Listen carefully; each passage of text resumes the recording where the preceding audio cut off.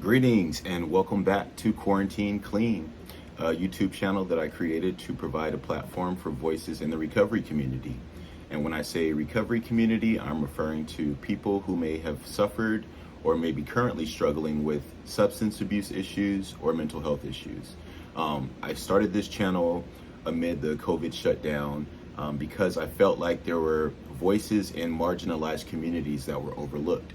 So I was hoping to provide a platform for people that feel unheard. And I just wanted to update you guys on what's been going on with me. So it has been a while since I've posted a video on here, and I'm happy to announce that I recently celebrated 2 years clean and sober. Yes, so August 16th, 2020 marked 2 years of consistency and sobriety, meaning I put absolutely no alcohol, no drugs, or mind-altering substances into my body. And for an addict like me, that's a huge milestone. It's huge because before I found recovery, I was addicted to and enslaved by drugs, particularly crystal. Before I got here, I was in a space of giving up on life. I was in a space that I felt like there was no hope. I felt like I had been shut out and isolated from the world, and that I just did not have the tools to stop putting drugs in my body. I wanted to stop, but I couldn't. However, fast forward, my life now in recovery is just miraculously different than the life that I had before. I live a life full of hope, full of opportunity, and I have tools to navigate life, because sometimes life shows up. Sometimes the unexpected happens. And for someone like me who had minimal coping skills, I had no idea how to process things on a day-to-day basis. So I was triggered by everything. I was triggered by devastation. I was triggered by celebration. When I first got into recovery, I was triggered just by being awake. Right? Being awake and being engaged in the world was honestly a trigger for me. And I'm so relieved to have tools now on my belt that I can use when things get overwhelmed or overwhelming or uncomfortable.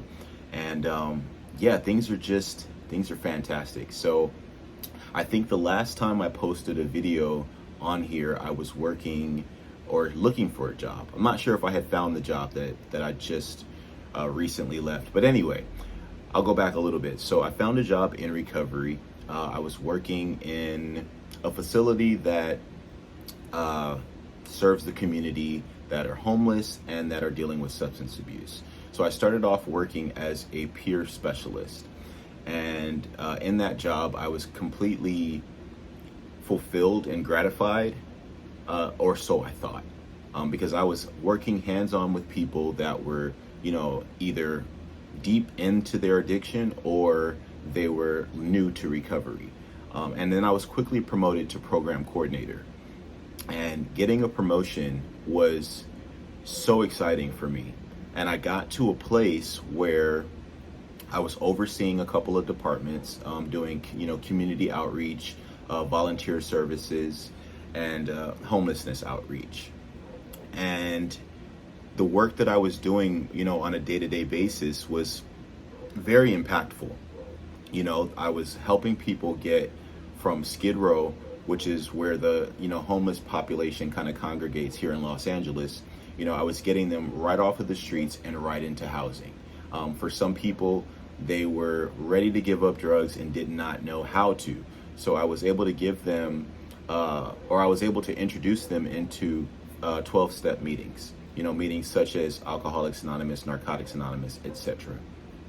And I was making impact on people's lives, and that was great work for me. It was. That being said, I also have other passions in life, right? Ever since I was a kid, I've always loved to be a performer. I've always loved to be on stage, acting, dancing, and singing. And I was actually quite successful in that industry as a child. And I actually got a scholarship for college to pursue the arts. And once I got into my active addiction, I allowed myself to let all of that go down the drain.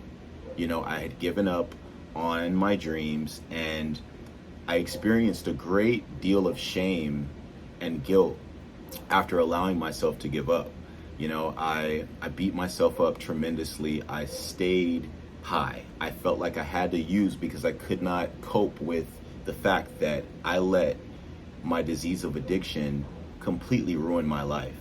And on the other side of that, once you get into recovery, is hope, right? And so I was working this job, and I was a program coordinator, and I had this kind of epiphany where I realized, if I fast forward 20 years down the line, would I be okay with saying that I'm just a program coordinator? And the answer for me was no. The answer for me is that I have always wanted to be a performer, and I've never had an opportunity to approach that career path with a clear mind and a clear spirit, besides when I was a kid, right? But once I was an adult, I was already actively using heavily.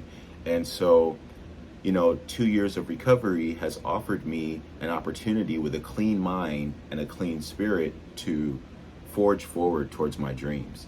And, recovery for me is all about getting uncomfortable.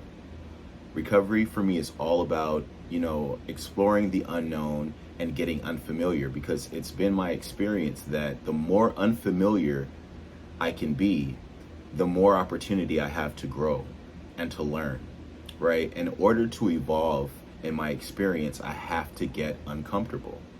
And, at first, getting uncomfortable was not something I wanted to do because I was already very uncomfortable not putting drugs in my body. Especially early on in recovery, it's wild to go about your day-to-day without putting substances in. It's unfamiliar territory, right? So that being said, once I was able to allow myself to get uncomfortable and to try something different, I began to experience freedom. I began to experience serenity. And so now I value getting uncomfortable. I value, roaming what's unfamiliar, because I know what comes on the other side of that. And that's growth and evolution. And so, opportunities come about where I can stay where I am and be okay, right? Like, I was a program coordinator, so on paper, I made enough money, like not a lot of money, but I made enough money to get by, right? I had benefits, and, I was a working member of society, right? And for many people, that's enough. And I think that I had allowed myself to be convinced that that was enough for me. But the reality and the truth is that I have bigger dreams, and it's okay to dream big, right? It's okay to have big desires and grand ideas, right? I think that there are times when we're told that we need to stick with what's been the norm, right? We need to just make do with what we have. And yes, that's an option, that's a choice, but I don't choose that choice today. And so I took a huge leap of faith, and I gave notice to that job. And, I do have another sideline stream of income that I have lined up. So I'm not completely walking away without a plan, but I'm walking away with the intention of creating enough space and enough time throughout the day to pour into my passions, to pour into acting, to pour into, acting training and workshops and auditions. And so that's what I'm going to do. And I'm so excited because I've always had this fire and this passion to perform, but I had convinced myself that it was too late for me. Because I had a lot of success as a kid, I figured, well, I probably won't be able to translate that into an adult. And that's what happens with this disease of addiction. This disease of addiction is centered in our thinking, right? And so my disease would tell me quite frequently that it was too late, that I needed to stay where I was at, right? That it just wasn't going to happen. And I'm fighting against that today. And I don't know how things are going to play out, but I do know that I would live with a ton of regret if I didn't take the opportunity to follow my heart. And so Having 2 years of recovery has allowed me to have courage and take leaps of faith, huge leaps of faith. But I'm taking these leaps of faith with patience and with the understanding that I don't have power, that I don't have control, but I do have a higher power, right? And that's who I choose to call God.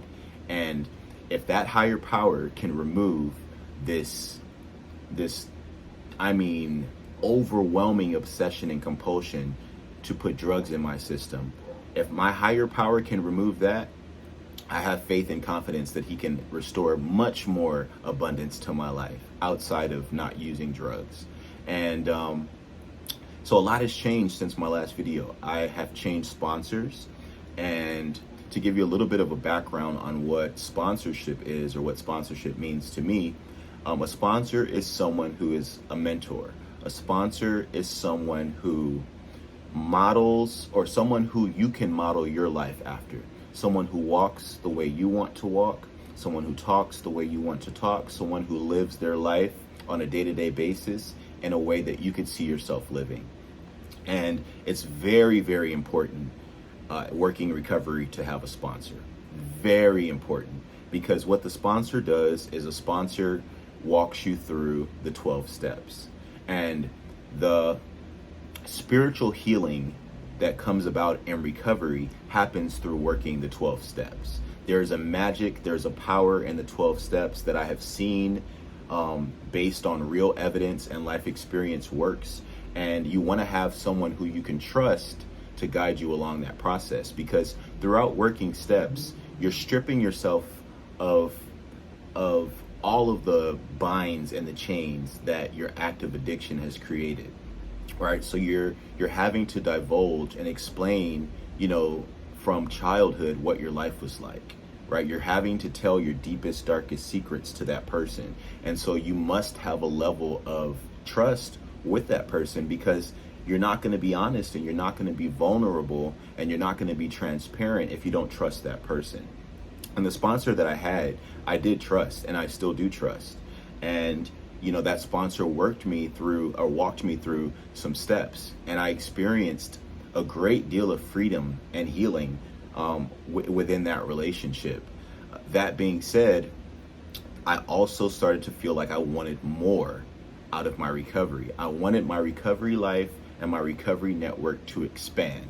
And so, I was able to kind of share the experiences I was having with my previous sponsor with some new men in my life at some in-person meetings that I was going to. And as I was sharing what was going on with my previous sponsor, someone offered to sponsor me. And this person has been sponsoring me for the last couple of months, and it has been incredible. Incredible. This person is in the entertainment industry, which is, something that I find to be quite valuable, because that's also someone that I can learn from. This person has a very strong program of recovery, 30 plus years clean and sober. This person is kind-hearted. This person has an incredibly large network of men, sober men around him, right? Not only am I entering into a new relationship with him, but he also sponsors 10 or 12 other men, right? And so not only do I have my new sponsor as a support system, as a soundboard, but I also have a network of other very strong men with very strong programs. And so right now I get to surround myself with like-minded people. I get to surround myself with the winners. And that's an important part of recovery, right? You want to be around people that motivate you, that inspire you, but most importantly, that understand who you are and understand what your struggles are. Because it's easy to identify the differences amongst people, right? But in recovery, you learn to start to look for the similarities. And having a new sponsor has opened up my mind and opened up my eyes to a recovery program that is so broad and so expansive. It's wild. It's wild. And so I'm grateful for that. Today, there's so many things in my life that are changing, that are evolving, but they're all moving in positive directions. And I just want to say that if you're struggling today, or if you know someone that is struggling with substance abuse or with mental health, send this video to them. You know, all of us know someone that perhaps is in our family or in our household that we know is struggling and we see is struggling and we just don't know what to do. Send them this video, right? There are so many people out here who are open, who are willing to help, and I'm one of them, right? So if you personally are struggling and you feel like you can't talk to your family, you can't talk to your friends, you don't have to suffer in silence. You do not have to suffer in silence, because the disease of addiction can kill you. I can't tell you how many friends I've lost over the years to the disease of addiction. And a lot of it was because they did not have the help that they needed. And part of not getting that help is the shame and the stigma that is associated around drug use. And so I want to break that stigma. I want to release some of that shame. You know, we're not exempt to that kind of pain. But if you're in it now, you can get help. You can be free of that. And you can also live the life that you've always wanted to live. I've always wanted to be able to have no shame or guilt and be who I am unapologetically. And I'm working on that today in recovery. Recovery offers you a second chance at life, a second chance at love, a second chance at your career, a second chance at happiness. And you deserve that. And, you know, once you get to a place in your addiction, you find yourself in these drastic lows where you feel like you don't even deserve to be happy because of where you've allowed your life to get to. But that's not the truth. We all deserve to be happy because we're all human. We all make mistakes. And guess what? When you have the disease of addiction, you know, you can find yourself powerless, completely powerless. And you start to make these decisions, but it's not you that's making the decisions. It's the disease. At the core of you, you're a loving, kind-hearted, sweet person. But once the disease takes over, all of that goes down the drain. And I want the world to understand that people who are actively using drugs are not making that decision because they want to. You know, sometimes you get to the point where the drugs make the decisions for you. Because I was there. I was there. I was in a space where the drugs told me when to eat, when to sleep, and when to... I was completely powerless. But there is help. There is hope. You just have to find yourself. For me, what I had to do is I had to get to a place of desperation. I had to get to a low that I had never felt before. And that's what I experienced with a particular drug, crystal. You know, that drug brought me to my knees. And it was that desperation that propelled me and motivated me to seek help, right? So for some people, it takes, you know, rock bottom. And that was it for me, right? Like I said in a previous video, I was hearing voices, you guys. I was hearing voices just as clearly as you can hear my voice on this video. That's as clear as the voices that I was hearing. And it was called psychosis, right? Based off of 2 years of continuous, regular, and when I say regular, I mean every single day, I was smoking that stuff. Every single day, all day. So like I said, I was a slave to that. And I hope that this video can provide hope to anybody who's struggling right now or who knows someone that's struggling. You don't have to suffer in silence. You don't have to do this alone. There is freedom and there is happiness on the other side of that darkness. And all you have to do is ask. And that's the hardest part to do. That's the hardest part, is to show up and say, I don't have this, I need help. But trust me, it's worth it.